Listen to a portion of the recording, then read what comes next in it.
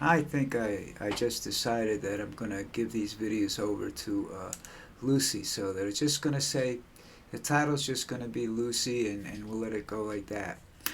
I write blogs too. I have one on floundersgreatadventure.com, and the other one's on Blogger. Uh, so you can find them. They're pretty Blogger and WordPress and all of them. They're all the same title. They're all the same blog for the most part.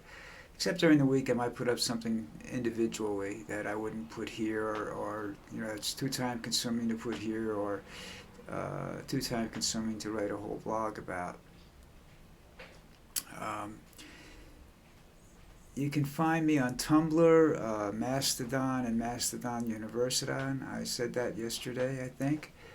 Um, you know how it is with old people. We never know what we said yesterday. Anyhow, today's story was about two questions that I've had trouble answering. One is, why do people consistently... That was my wife that just stuck her head in the background. One is the problems I have with people accepting Trump's... every word that comes out of Trump's mouth and a lot of other politicians as the truth. Politicians by nature lie, so I don't understand how we're just so willing to accept things that they said. And the other one is how acceptable, and this happened fairly rapidly, which surprised me even more, the acceptance of artificial intelligence into our communication systems, our social media, and what have you. Now, artificial intelligence was considered by Stephen Hawking, who at the time of his death was considered the smartest man in the world, to be the most dangerous science in our future, our biggest problem. That was Lucy that walked by that time. Uh, Maybe I should close the door. Anyhow, the thing about artificial intelligence is it's if you remember late 70s, I believe, there was a discovery made at Bell Lab facility in Whippany, New Jersey, where they discovered and manufactured a computer chip that could learn from its mistakes. That is somewhat the beginning of AI, and that's the type of chip that was developed in the movie The Terminator, and you all know what happened there. Now, you know what we do in the Terminator and the movies like War Games and the older ones like Colossus and whatnot is we turn the defense of the country or protection of the country or the world over to a computer, and because the computer doesn't take sides, it just does what's right. Computers or artificial intelligence think in black and white. They don't reason. They don't say, well, maybe that's not so bad. No, it's either bad or good. All right. You'll find that when you do that, you have to remember that most scientists have said the greatest threat to this planet is us. So if you take that theory that we are the greatest threat to this planet and you turn that theory over to artificial intelligence to protect the planet supposedly from ourselves, it will end up killing us. Okay, because we are like an insect, an infestation to this planet. We're not. I don't think we are. I don't think we came with the planet. I have another theory about that. We'll discuss. That could take the rest of the year to discuss that. Now, why people are willing to listen to Donald Trump and accept a future that is very similar to Orwell's 1984 or The Handmaid's Tale. Why they want to go back to subjugating women to being barefoot and pregnant in the kitchen, I don't understand that. If I work with a woman and the woman can do the same job I do, then it's up to merit. It's up to whether I can do it better or not. I don't think that she shouldn't get promoted because she's a woman. I don't think that they should hold her back just because she's a woman. I think she should get paid the same if she's doing the same job I'm doing. She should get paid the same as I'm doing. All right. There are a lot of jobs where being a woman has an advantage. and they're simple jobs, they're menial jobs, waitress, bartenders, they're in the service industry because they, with their attractiveness and their cuteness or whatever, their feminine wiles, can make more money than I can. Right? I've seen it done, and I don't object to it. You know, I make more money if they're working with me than I would if I was working by myself. So I haven't got a problem with that. But it appears that we do want to see something like that. That men are afraid of women, just like white people are afraid of people of color. And we've been that way since the beginning of our country. When we found the Indians here, the Native Americans, as we are, indigenous people. Well, I don't know what's the correct political term anymore, but when we found them and we discovered that they, that we couldn't get along, and they didn't want to give up their land, so we took it from them, and we still do it. We still go in and take their mineral rights from them. We still go in and dig and build and whatnot on their property and say tough shit, you know. I don't know. There are movies and stuff you see based upon the fact that as we near nuclear destruction and whatnot, those are going to be those Indian reservations will be the safest places on Earth, and we're going to have to get along with them, or they're going to kill us, one or the other. I've been told, and I have no idea if it's true because I have never done a genealogy study on me, that I'm part Indian, like 20% Indian or something like that. I know my mother's family comes from was related to a family named Smith in Pennsylvania, which was near some tribe, and I don't know, I've never been able to find out if I am part Indian or whatnot. I mean, my mother was as Irish looking as you could possibly get, and my father was German looking as you could possibly get, so with a little English and Irish and Scottish and German and whatnot, that's what I think I am. I don't know. But our discard for other races, people that don't look the same as us, I don't know whether that's out of fear. I do know that when I was younger, I would get not nervous, but I don't know, if you saw somebody that was different, paraplegic or something like that, you didn't know how to deal with them. I haven't got that problem anymore. There's a young lad up here. I'm not sure what's wrong with him. He walks like maybe could be muscular difference, some sort of muscle disease with him. But I've watched him improve, and I've watched him have good days and bad days. And he's the greatest little kid you ever want to meet. Loves Lucy. Lucy loves him, and if Lucy loves him, he's a great person. So I get along better with those people now. I find still that I look at him a little weird once in a while, and I really try not to do that because I don't see any differences in them. I don't say, well, can they do this or can they do that? No, I don't do that. I just do. I just look at him and talk to him, and I understand autism. In some cases, certain aspects of their lives, they're much better at things than I could ever possibly be. Hold on a second, I gotta change my glasses here. I'm getting a headache from those. So I don't have any problems with that. I mean, my mom taught me when I told the story a lot.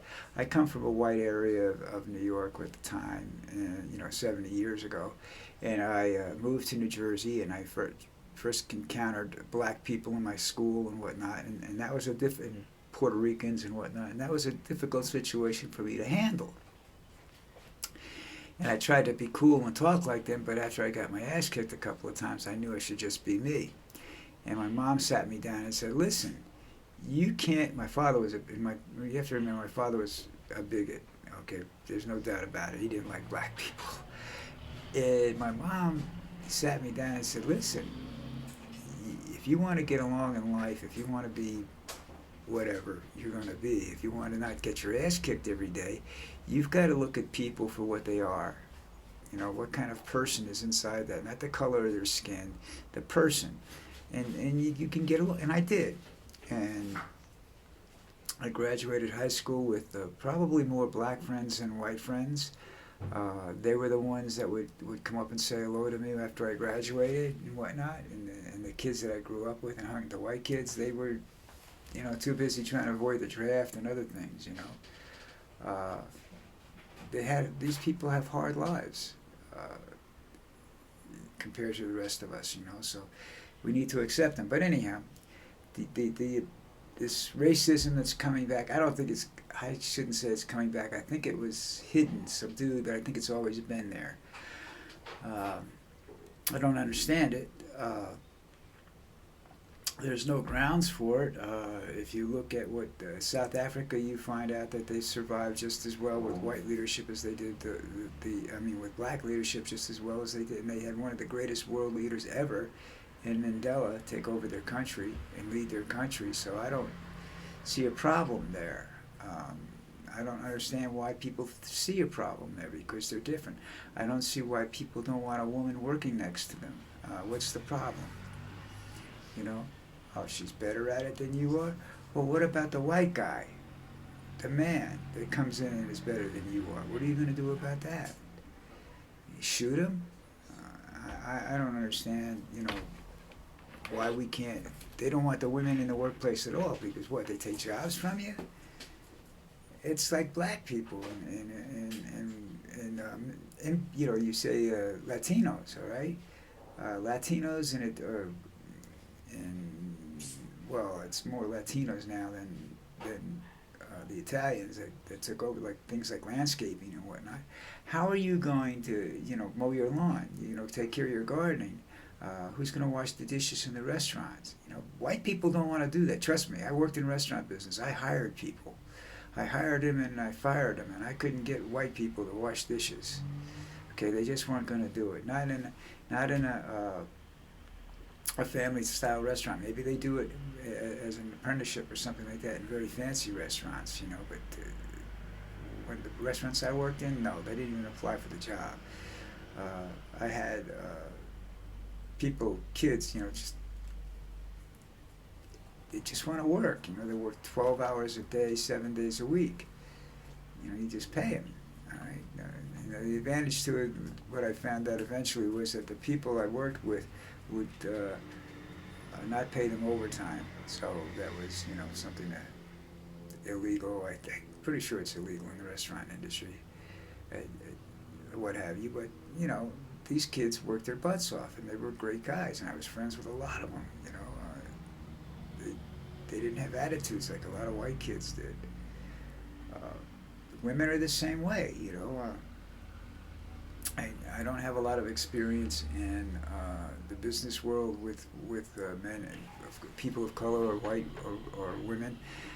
Most of my working days was spent in restaurant industry, and I did 30 some odd years of bartending, and that's people are equal there. There's no different. I mean, women tend to make more money, so we didn't mind having women work behind the bar with us. Yeah, we had to work harder. We had to lug up, we had to restock the bar. They wouldn't because we had to carry the heavy cases of liquor and stuff like that. But I don't think that wasn't a policy. That was just the women that we had dealing with us that were, they understood what they had and they used it.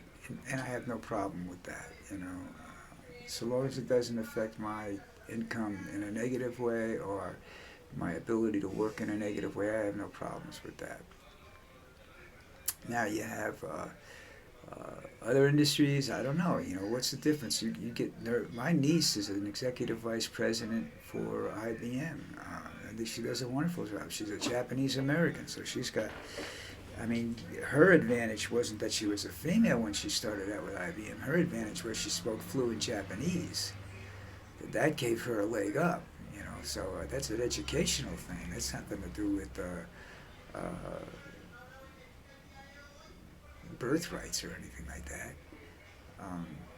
I don't understand any of that stuff, and I guess, and I don't understand it because I tend to think somewhat logically, and there's just no logic for that, But on the other hand, if you put artificial intelligence in charge, who knows? Because the logic might be there, and they might discover why it's true.